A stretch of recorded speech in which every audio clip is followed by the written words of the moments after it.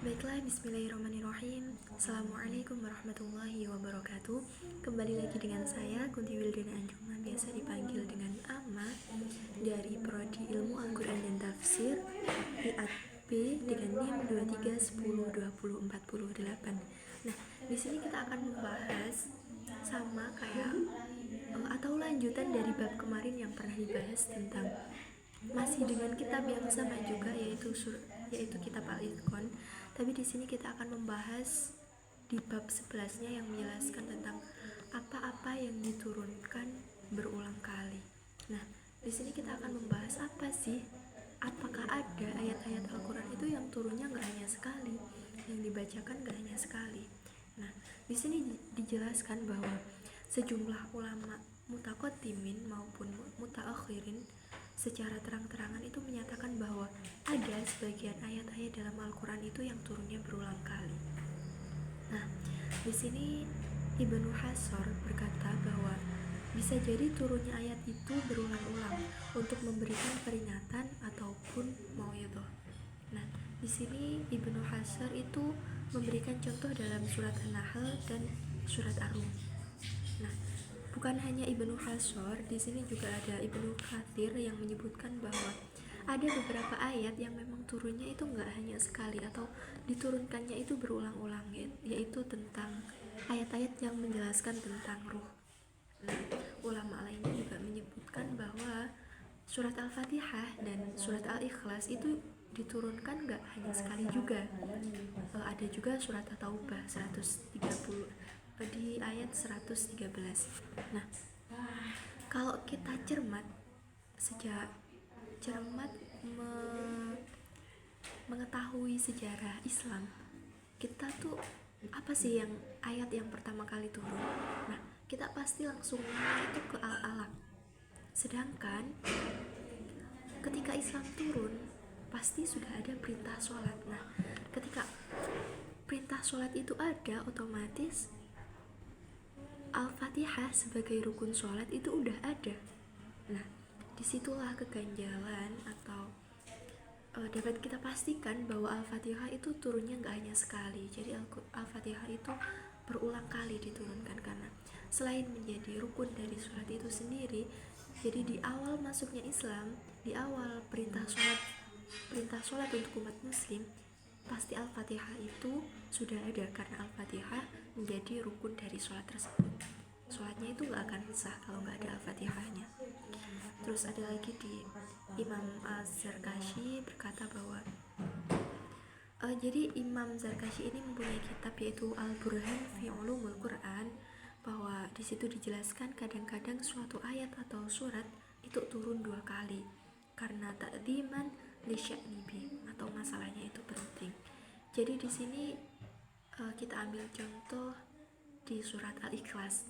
Nah, bisa jadi kalau surat Al-Ikhlas itu kan menjelaskan tentang ketauhidan, tentang ketuhanan. Jadi nggak satu atau 2 orang aja yang tanya kepada Rasulullah tentang Rob, tentang Tuhan, tentang apa sih Tuhan itu, bagaimana sih wujudnya. Kalau Tuhan itu bukan dari batu ataupun permata, lalu Tuhan itu dari apa? Nah, pertanyaan-pertanyaan tersebut itu nggak hanya terlontarkan dari orang-orang pada masa itu kepada Rasulullah, dan Rasulullah sendiri sebagai seorang nabi dan rasul wajib untuk menjawabnya, dan Rasulullah dengan akhlaknya pasti menjawabnya dengan menjelaskan kembali meskipun panjang.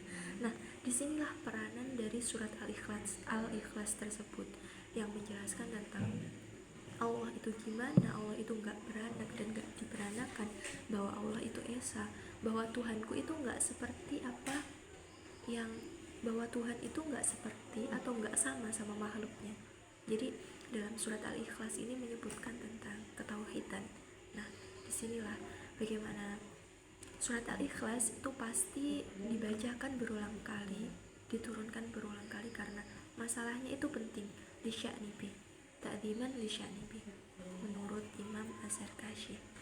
Nah, di sini ada beberapa hal yang penting, bahwa bukan hanya, jadi mungkin ada beberapa pandangan ya tentang bab ini, tentang bagaimana ayat atau surat dalam Al-Quran, beberapa surat atau ayat itu diturunkan mungkin 2 kali atau beberapa kali, tapi ada juga yang berpendapat atau berpandangan bahwa di sini itu maksudnya kayak sesungguhnya Tuhanku telah mengirimkan kepadaku. Di sini Nabi juga pernah bersabda bahwa sesungguhnya Tuhanku telah mengirimkan kepadaku agar aku membaca Al-Quran berdasarkan satu huruf, maka aku kembali kepadanya untuk meminta keinginan atas umatku, maka dia mengirimkan kepadaku agar aku membaca Al-Quran berdasarkan satu huruf. Dia mengirimkan kepadaku agar aku membaca berdasarkan 7 huruf. Nah, di sini dapat dipastikan bahwa ada beberapa ayat yang turun berulang kali. Misalnya kayak ada perbedaan kata atau penulisan huruf, kayak di surat Al-Fatihah Malik Yaumiddin, itu juga ada yang membacanya Malik Yaumiddin. Nah, tapi Allah tetap membenarkan, tapi Nabi pada waktu itu tetap membenarkan. Jadi bisa dipastikan bahwa di sini dijelaskan bahwa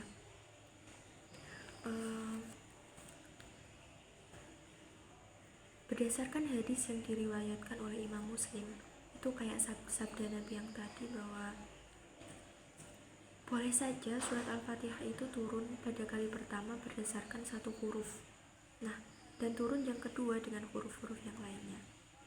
Nah, di sini itu lebih spesifiknya itu di kata Maliki. Di kata Maliki Yaumiddin, ini yang pertama itu mahnya itu pendek, jadi Malik Yaumiddin. Nah, untuk yang kedua itu jadi panjang, Malik Yaumiddin. Ada kata asyirat juga dalam surat Al-Fatihah. Jadi di sini itu bisa kesimpulannya, jadi Al-Fatihah itu turun beberapa kali dan ada perubahan huruf di situ atau penambahan huruf di situ. Nah, untuk pembahasan kali ini cukup simple saja. Jadi memang ada beberapa ayat yang turun, nggak hanya sekali. Yang pertama tadi karena tadi manusia nipi, atau bisa dikatakan karena perkaranya itu memang penting, perkaranya penting, dan ada juga karena peringatan. Terus ada juga tentang ayat-ayat ruh yang memang bisa dikatakan atau diklasifikasikan bahwa tentang roh, tentang tauhid, tentang Tuhan, itu hal-hal penting yang pasti ditanyakan oleh orang-orang yang ingin mengetahui Islam lebih banyak gitu. Saya kira cukup penjelasan dari saya tentang apa-apa yang diturunkan berulang kali dalam kitab Al-Ithqan. Untuk penjelasannya pasti banyak kurangnya. Untuk itu saya mohon maaf sebesar-besarnya kepada Bapak dosen apabila ada penjelasan saya yang salah atau ada beberapa kata yang memang salah atau pemilihan kata yang salah. Saya mohon maaf sekali lagi. Sekian presentasi atau penjelasan dari saya di bab 11 ini. Kurang lebihnya mohon maaf. Billahi taufiq wal hidayah. Wassalamualaikum warahmatullahi wabarakatuh.